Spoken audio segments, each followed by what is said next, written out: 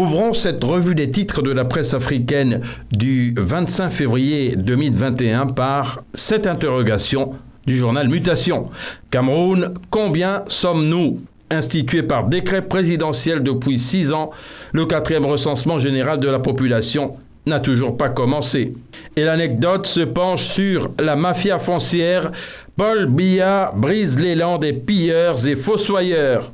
Et le journal L'Indépendant affiche « Salaire fictif, ces fantômes qui pillent le trésor public ». L'audit des comptes des décédés dans les banques et les microfinances a permis d'identifier une somme de 21,8 milliards de francs CFA visés après leur passage de vie à trépas.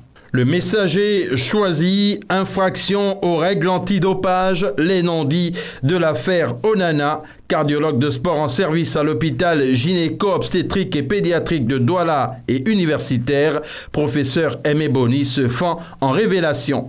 Et Cameroun Tribune annonce par rapport à la Coupe d'Afrique des Nations 2021 de football, CAN 2021, 10 mois pour boucler. En Côte d'Ivoire, au bord de la lagune ébriée, Soir Info fait une révélation depuis la Belgique. Gbagbo dévoile la date de son retour en Côte d'Ivoire. Une importante décision de la CPI est tombée. Le journal Le Patriote met en une les propos de Soro Kanigui, président du RACI. Citation, « Soro nous a tous menti.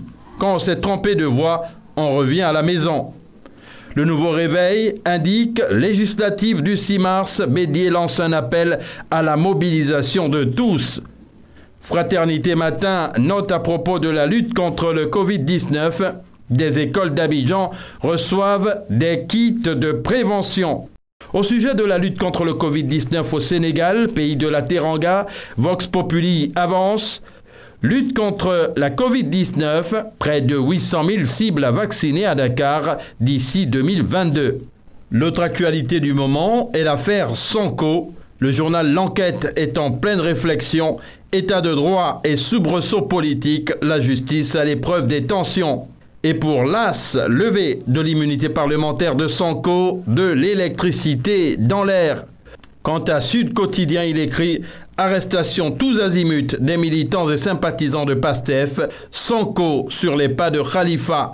Et le quotidien ajoute « Levée de son immunité parlementaire, Sonko dévêtu demain, ses partisans déterminés à marcher le mardi ».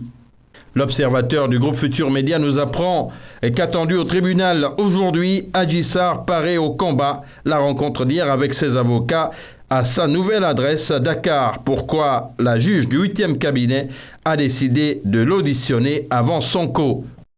Et pour Critique, affaire Ousmane Sonko, plénière pour la levée de son immunité parlementaire vers un vendredi noir à Dakar.